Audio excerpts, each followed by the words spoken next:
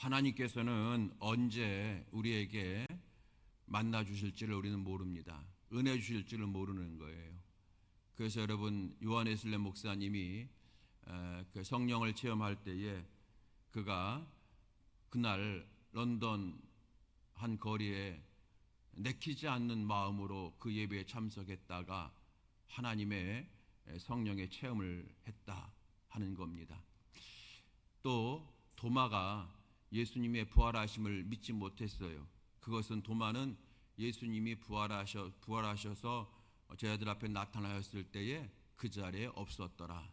그래서 여러분, 저와 여러분이 늘 함께 해야 될 것은 하나님께 예배드리는 시간, 기도하는 시간, 여러분이 최선을 다하여서 참석하시고 또한 참여하시고 그리고 함께하는 것이 저는 매우 중요하다고 믿습니다.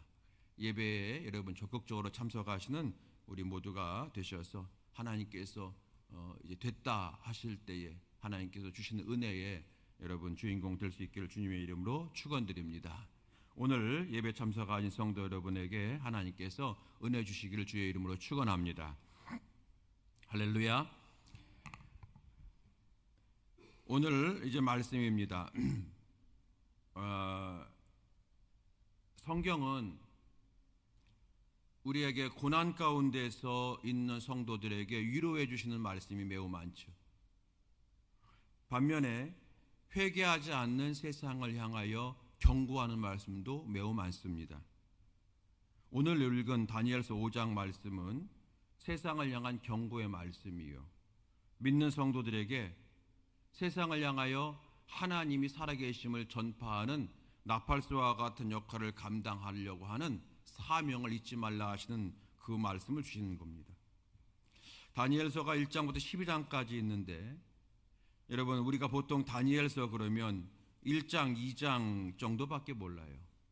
다니엘이 포로로 잡혀갔다가 꿈을 해석했었고 풀무불에 들어갔었고 사자고로 들어갔었다, 이 정도밖에 잘 모릅니다. 그런데 사실 다니엘서 전체 말씀은 마지막 세상이 이렇게 될 거라고 하는 경고의 말씀이 더 많습니다. 특별히 이제 오늘 이제 바벨론 왕국이 멸망하는 그런 것을 말씀하실 터인데, 단순하게 바벨론 나라가 멸망하는 것을 말씀하시는 것이 아니라 다니엘서 12장 9절에 보게 되면 다니엘에게 다니엘아, 너는 이 말씀을 마지막 때까지 잘 간수하라, 이렇게 얘기했어요. 무슨 말이냐면 오늘 바벨론 왕국이 무너지는 것처럼 마지막에 세상의 나라도 그렇게 무너질 것이고, 바벨론 나라가 무너지는 이유가 있는데 그런 것처럼 마지막에 세상에 믿지 않는 사람들도 그런 이유 때문에, 세상의 많은 권력과 그리고 통치의 나라들도 그런 이유 때문에 무너질 거야 라고 미리 예시해 주는 말씀이 이 다니엘서 말씀이 되어지는 겁니다. 오늘 여러분 1장부터 이제 4장까지 다니엘서에서 나오는 그 왕의 이름이 있어요. 누구냐면 느부갓네살 왕이에요. 많이 들어보셨죠? 느부갓네살 왕. 그런데 오늘 다니엘서 5장에서는 느부갓네살 왕은 죽고 벨사살 왕이 이제 등장합니다. 벨사살 왕. 그런데 이 벨사살 왕은 누구냐면은 느부갓네살의 이제 아들로 우리가 해석합니다. 느부갓네살의 아들이에요. 그런데 이 벨사살 왕이 어떤 왕이었냐면 매우 쾌락적이고 그리고 우상을 숭배했던 왕이었어요. 그의 아버지 느부갓네살 왕은 그래도 이방인이었지만 다니엘을 통해서 하나님에 대해서 알게 되었고 순간순간 하나님을 찬양했고, 모든 신하들아 다니엘이 믿는 하나님을 믿어라, 이렇게 얘기도 했어요. 뭐 그러다가 또 본인이 교만해져서 하나님을 멀리하기도 하고 또 쾌락에 빠지기도 해서 늘 그냥 우리식으로 말하면 초신자 같은 그런 수준에 머무르는 그런 왕이었어요. 그렇지만 그래도 그는, 느부갓네살 왕은 하나님이라고 하는 단어를 입에 자주 오르락 내리락 했었어요. 그런데 그의 아들 벨사살 왕은 전혀 달랐습니다. 쾌락을 좋아했고 우상을 숭배했던 그런 사람이었습니다. 오늘 5장에서도 이제 그러한 벨사사라 왕의 모습이 나오는데, 자, 읽지 않았습니다만 1절을 보십시오. 다니엘서 5장 1절을 보시게 되면 1절을 보니까 벨사사라 왕이 잔치를 베풀어요. 자, 1절 같이 읽어보겠습니다. 1절 시작.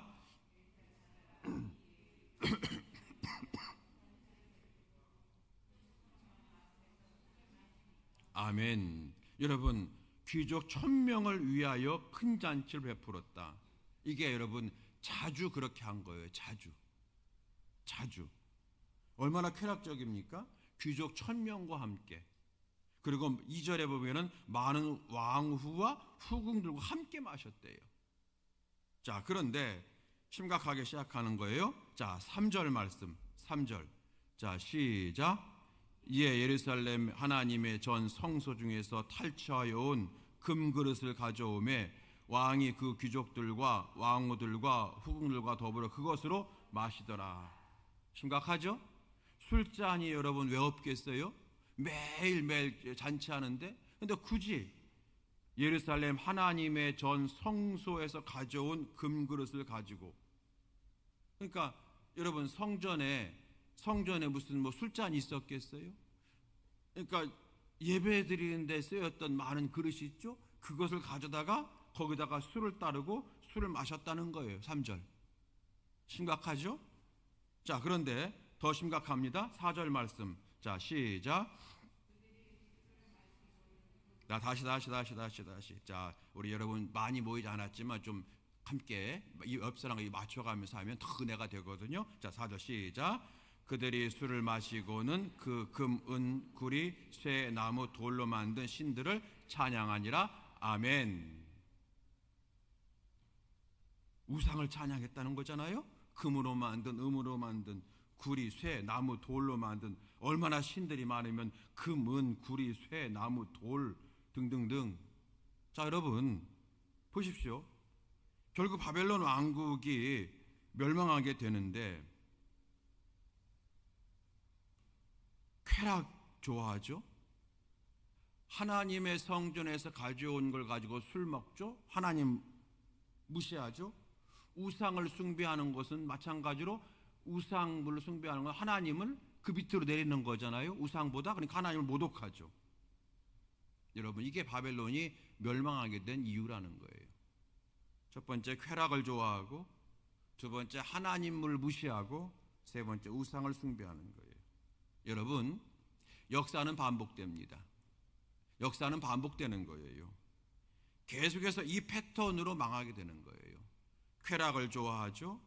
그다음에 하나님을, 돈을 섬기고 권력을 섬기고 그런 걸 섬기는 거죠. 패턴 똑같은 거예요. 역사는 똑같아요.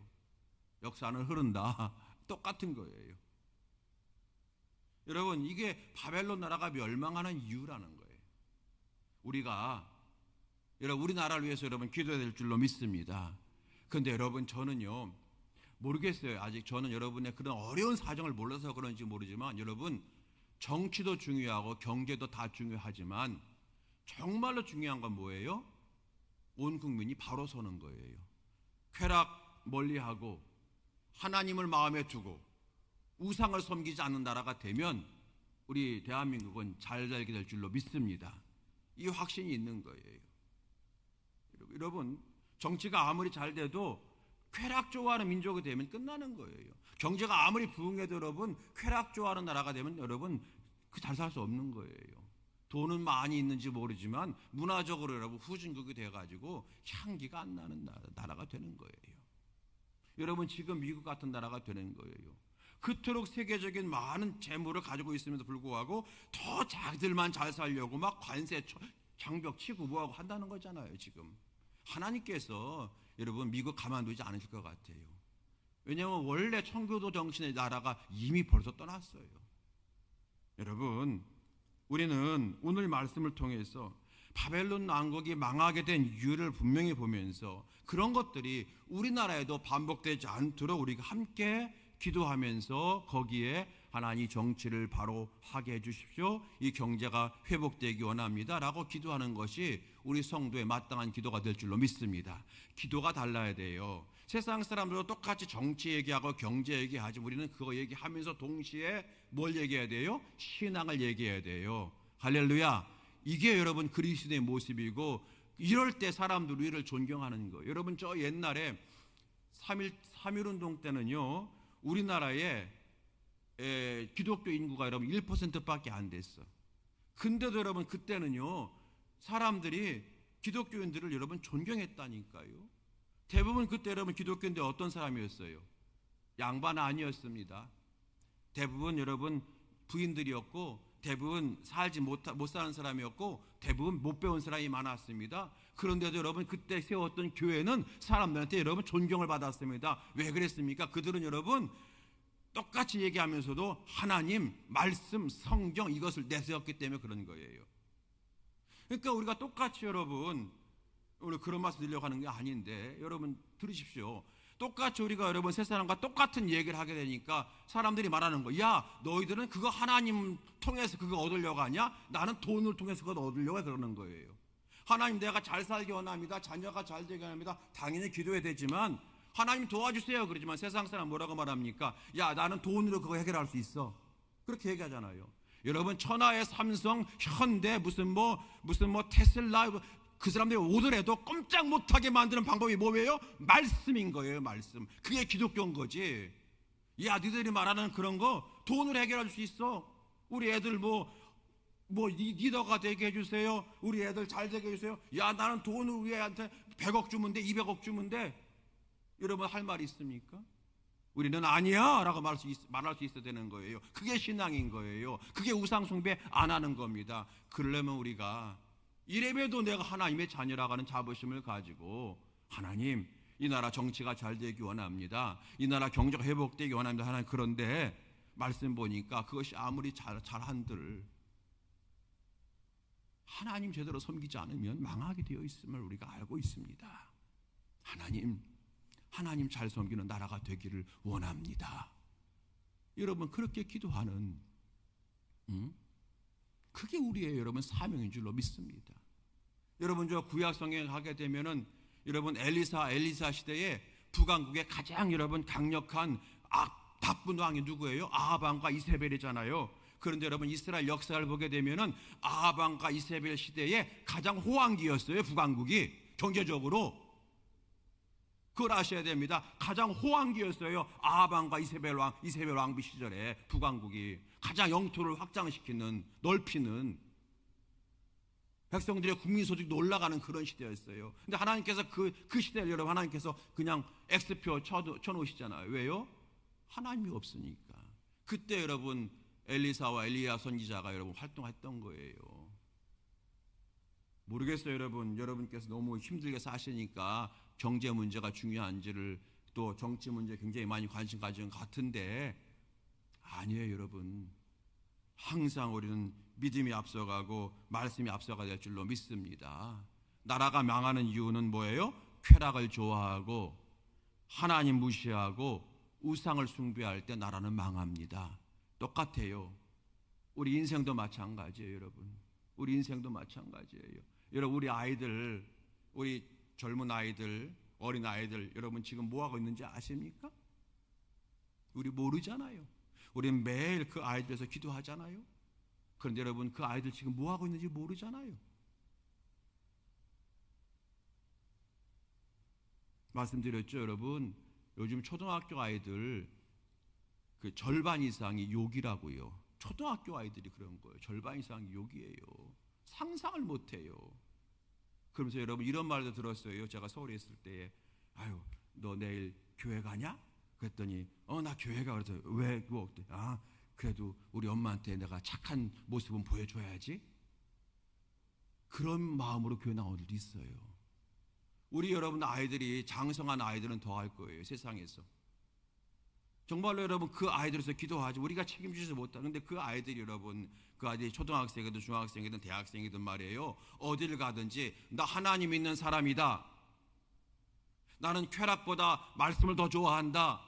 난 우상을 섬기지 않는다. 나 하나님을 경외한다. 여러분 그러한 믿음이 그들에게 들어가면 그들이 여러분 좋은 대학 서로 못 간다 할지라도 그들이 비록 여러분 조금 몸이 아프다 할지라도 뭔 우리가 문제가 되겠습니까? 하나님이 그들을 붙들어 주시고 책임져 줄 건데, 할렐루야. 여러분, 그 믿음을 회복하자는 거예요. 우리가 그 믿음을 가져야 됩니다. 그럴 때에 비록 우리가 여러분 그 세상 사람들 앞에서 조금 못 배울 수도 있고, 조금 내가 가난할 수도 있고, 세상 사람들 내가 조금 여러분 건강하지 못한다 할지라도 그들이 내게 와서 나 좀 위해서 기도해 달라고, 나의 이런 답답한 상황을 어떻게 해결하면 좋겠냐고 묻고 상의하고 기도를 부탁하는 그런 멋진 그리스도인이 되는 거지. 우리가 똑같이 그들과 함께 그냥 돈 하면서 건강하면서 막 끌려간다 보게 되면 그들이 여러분 우리의 무엇을 보고 예수 믿겠냐 하는 거예요. 무엇을 보고. 여러분, 사람들이 우리한테 와서 너 왜 명함교회 다니냐고, 내가 왜 예수 믿어야 되냐고 하면 5가지만 얘기해달라고 할 때 여러분 뭐라고 말씀하시겠어요? 내가 왜 하나님 믿어야 되는데 5가지만 얘기해줘 그랬더니 뭐라고 말씀하시겠어요? 내가 왜 수많은 교회 가운데 명함교회 다녀야 되는 건데 너 나한테 왜 전도하는데 3가지만 말해봐 그랬더니 뭐라고 말씀하시겠어요? 그게 있어야 된다는 거예요. 그건 여러분 어떤 프로그램이나 돈이나 여러분 우리 교회 뭐 건물 좋아 이런 걸 되는 게 아니잖아요. 우리 안에 있는 믿음이에요. 불타는 믿음이에요. 그리고 하나님이면 산다, 하나님이면 된다. 여러분 그 믿음을 가질 때에 우리는 전도도 되고 하나님께 영광 돌릴 수 있는 줄로 믿습니다. 우리가 여러분 그 믿음을 회복하셔야 돼요. 그 믿음을 회복하셔야 돼요. 여러분 계속해서 다니엘서로 들어가게 되면 이제 한참 막 잔치를 벌이는데 갑자기 손가락 하나가 나타나는 겁니다. 그 손가락이 왕의 촛대 맞은편에 글씨를 쓰게 돼요. 촛대 맞은편이라고 하는 것은 가장 잘 보이는 곳이라는 뜻입니다. 촛대 맞은편에 갑자기 큰 손이 나타나가지고 글씨를 쓰는데 여러분 보세요. 1000명 넘게 연회를 할 수 있는 장소에 갑자기 막 중앙에 왕 뒤에 손가락 하나가 딱 나타나는 거예요. 이거 공포영화도 아니고 막 글씨를 막 쓰는 거예요. 얼마나 경악했을까요, 사람들이. 글씨를 써요. 글씨를 뭐라고 썼는데 왕이 글자를 뜻을 해석해야 되는데 아무도 그 글자를 해석할 수가 없는 겁니다. 그러다가 다니엘이 생각나서 다니엘을 부르게 돼요. 다니엘이 그의 아버지 느부갓네살 왕 때 꿈도 해석하고 그랬잖아요. 그러면 그 글자가 어떤 글자인가? 오늘 여러분 25절 말씀 보십시다. 25절 말씀 보십시오. 25절 어떤 말씀이에요? 다 같이 시작. 기록된 글자는 이것이니 곧 메네메네 데겔 우바르신이라. 메네메네 데겔 우바르신. 따라 해보겠습니다. 시작. 메네메네 데겔 우바르신. 여러분 메네라고 하는 것은 세어보다 이런 뜻이에요. 데겔이라고 하는 것은 여러분 무슨 뜻입니까? 저울에 달아본다 그런 뜻이에요. 우바르신이 무슨 뜻이냐면 이런 뜻입니다. 세었다. 저울에 달아보았다. 그래서 나누어질 것이다. 그 뜻인 거예요. 이 글자를 다니엘이 해석을 한 거예요. 왕이요, 이 문구는 지금 당신을 향한 경고입니다. 왕이 지금 교만해서 쾌락에 빠지고 있습니다. 과거 느부갓네살 왕이 그렇게 하다가 7년 동안 미친 사람처럼 그 벌을 받은 것을 알지 않습니까? 여러분 우리가 지난주에 이 7년 동안 느부갓네살 왕이 소처럼 가서 풀을 먹고 여러분 이제 밤에 이슬을 맞으며 몽유병 환자처럼 돌아다니고 여러분 그렇게 살았던 우리가 봤잖아요. 그렇게 7년 동안 미친 사람 되는 벌을 받은 것을 알고도 교만해져서 하나님을 경외하지 않고 지금 쾌락과 교만에 빠져 있지 않습니까? 더구나 성전에서 가져온 기물을 사사로이 취해서 술을 마시고 심지어 아무것도 아닌 우상을 숭배하면서 은연중에 하나님을 대적하고 이제 있으니 하나님이 당신을 심판할 겁니다. 왜냐하면 하나님이 지금 당신이 했던 일들을 세셨습니다. 그동안 당신이 한 일을 저울에 달아보셨습니다. 그래서 당신 나라는 곧 심판받아 나뉘어질 겁니다. 메대라고 하는 나라와 바사라고 하는 나라로 나뉘어질 겁니다. 이렇게 하나님의 심판의 경고를 한 겁니다. 바벨론 왕국의 무너짐. 여러분, 근데 하나님께서요 그런 죄 가운데 있는 벨사살 왕에게 분명히 볼 수 있게 글씨를 쓴 것은 너 죽어, 너는 심판이야, 너는 끝났어 이제 라고 말씀하신 건데, 하나님이 이 글씨를 굳이 써놓은 이유가 뭡니까? 왜 굳이 이 글씨 썼을까요? 어떤 기회를 주시기 위해서? 돌이킬 기회, 그죠? 회개할 기회를 주시고자 하기 위한 거잖아요. 만일 하나님께서 이 바벨론 벨사살 왕을 이제 죽이시고 또 바벨론 나라를 멸망시키심이 목적이시라면 그냥 다른 나라가 와서 쳐들어왔을 때 망하도록 놔두시면 됩니다. 그런데 굳이 왜 벨사살 왕에게 너 망할 거야, 내가 너한테 너가 했던 모든 일을 내가 다 세어보고 저울에 다 내가 달아보았어, 너는 결국 망하게 될 거야 라고 굳이 말씀하신 이유가 무엇이겠냐는 거예요. 잘못했으면 그냥 여러분 벌을 내리면 되는데 너 이렇게 잘못했으니까 너 벌을 내릴 거야 굳이 말하는 이유가 뭡니까? 지금이라도 뭐해라? 돌이켜라, 회개하라는 거예요. 여러분, 벨사살 왕이 회개하고 고쳤다면 저는 분명히 망하지 않았을 것이라고 믿습니다. 그런데 이 벨사살 왕은 여러분 어떻게 했나요? 회개했을까요? 29절 말씀 볼까요? 29절 다 같이 시작. 이에 벨사살이 명하여 그들이 다니엘에게 자주색 옷을 입히게 하며 금사슬을 그의 목에 걸어주고 그를 위하여 조서를 내려 나라의 셋째 통치자로 삼으니라. 여러분 29절 말씀만 보게 되면 뭔가 이제 이렇게 다니엘한테 해석을 잘했다고 상을 준 거니까 뭔가 이제 벨사살 왕이 회개한 듯 보이죠? 그런데 그게 아니었던 거예요. 그냥 그걸로 끝났던 거예요. 30절 말씀 보게 되면 그래요. 30절 그날 밤에 갈대아 왕 벨사살이 죽임을 당하였고, 그러니까 메대와 바사 나라가 몰래 쳐들어와서 수로를 통해서 들어와서 이 벨사살 왕을 암살한 거예요. 역사로 보게 되면. 그러니까 벨사살 왕이 여러분 회개했다는 얘기입니까? 회개가 안 됐다는 얘기입니까? 회개가 안 되었다는 얘기예요. 기회를 주었지만 회개하지 못하고 결국 심판을 당했다는 거예요. 여러분 이거 오늘 우리에게 주는 교훈과 똑같아요. 여러분 이것은 마지막 날도 그렇게 된다는 겁니다. 요한계시록의 말씀 볼 때도 여러분 그랬잖아요. 하나님께서 그냥 심판을 내리시면 되는데 계속해서 일곱 대접의 심판, 무슨 그릇의 심판 왜 계속 갔습니까? 회개하라고 계속하라고. 결국 끝까지 회개하지 않는 자들은 여러분 영원한 불못에 들어가고 말았잖아요. 그렇게 된다고 하는 거잖아요. 성도 여러분, 오늘날 우리에게 주는 교훈도 마찬가지라고 저는 믿어요. 주님은요 지금도 우리를 세보고 계시다.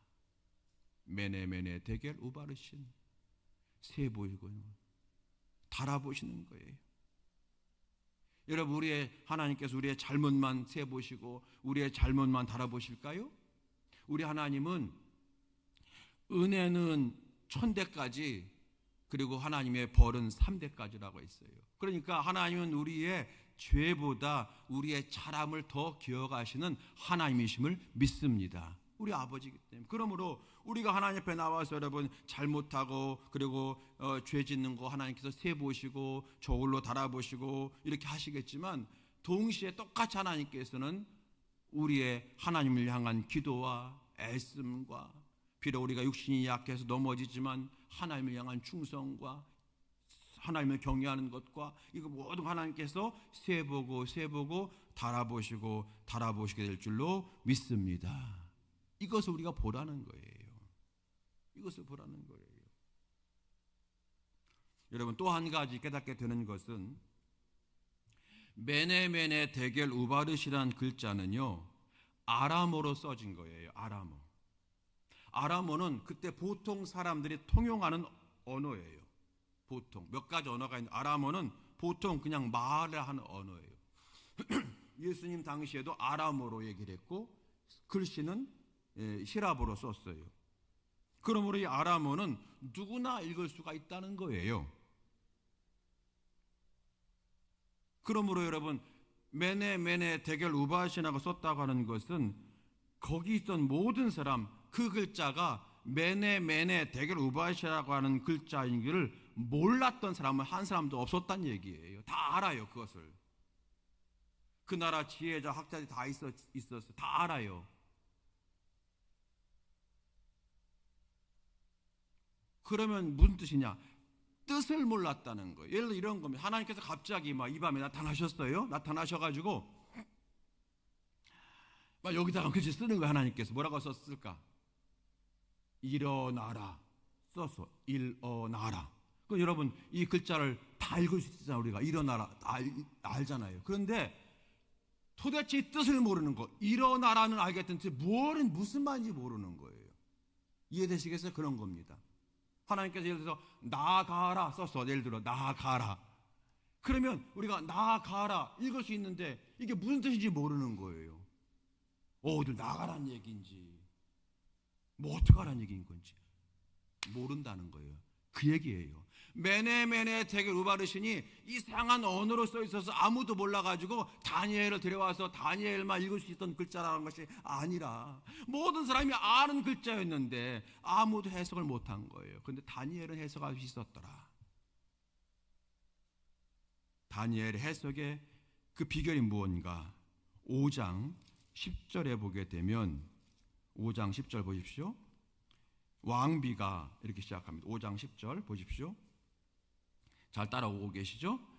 왕비가, 여기서 왕비라고 하는 것은 벨사살 왕의 아내를 말하는 것이 아니라 벨사살 왕의 어머니, 그러니까 느부갓네살 왕의 아내를 얘기하는 거예요. 그래서 왕비가 왕과 그 귀족들의 말로 말미암아 잔치하는 궁에 들어왔더니 이에 말하 이르되 왕이여 만수무강하옵소서. 왕의 생각을 번민하게 하지 말며 얼굴빛을 변할 것도 아니니이다. 11절 왕의 나라에 거룩한 신들의 영이 있는 사람이 있으니 곧 왕의 부친 때 있었던 자로서 명철과 총명과 지혜가 신들의 지혜와 같은 자니이다. 누굽니까? 다니엘이잖아요.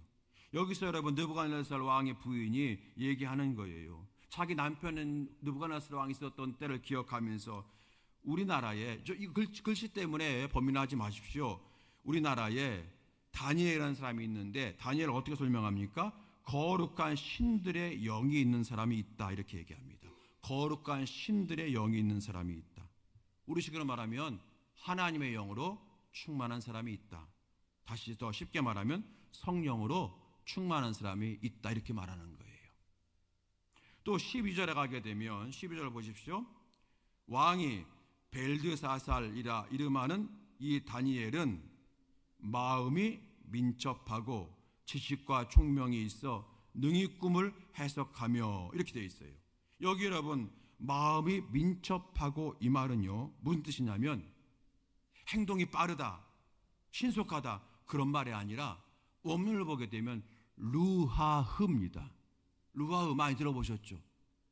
하나님의 숨, 다시 말하면 하나님의 영이 충만한 사람이다 그런 뜻이에요. 여기 마음이 민첩하다고 하는 건 해석이 잘못되어 있는 거예요. 우리식으로 말하면 성령으로 충만하고 이런 뜻입니다.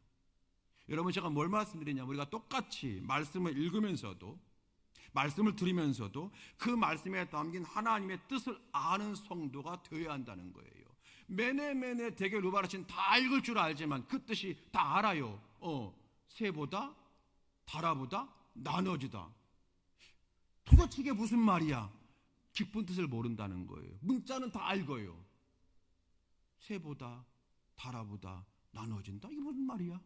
근데 다니엘이 얘기하는 거잖아요. 하나님께서 지금 당신을 심판하는 거라고. 당신의 마음과 믿음을 세봤고 달아보았는데 너무 부족해서 당신의 나라를 둘로 쪼갠다고 하는 말씀입니다. 정확하게 해석하는 거잖아요. 왜요? 다니엘은 하나님의 영으로 충만했기 때문에 하나님의 마음을 아는 거예요. 똑같이 성경을 읽어도 성령으로 충만한 자는 그 안에 있는 하나님의 마음을 읽을 줄 알게 되어지는 거예요. 오늘 여러분, 그래서 두 번째 우리가 교훈 얻게 되는 겁니다. 여러분 따라합시다. 아주 간단한 거예요. 늘 말씀드리는 거예요. 따라합시다. 성령 충만합시다. 이 교훈인 거예요. 첫 번째, 하나님은 우리를 지금 세보고 달아보고 계십니다. 두 번째, 성령 충만한 성도가 됩시다. 오늘 다니엘서 5장을 통해 주는 이 교훈이 되어지는 겁니다. 성도 여러분, 오늘 이 말씀을 통해서 하나님 앞에 바로 서시고 또 하나님께 놀라운 은혜를 받는 우리 모두가 되어지게 되길 주의 이름으로 축원합니다. 우리 시간에 함께 찬양하고 주신 말씀 함께 기도 제목 삼아서 함께 기도하고 나아가겠습니다. 우리 찬양하겠습니다. 아까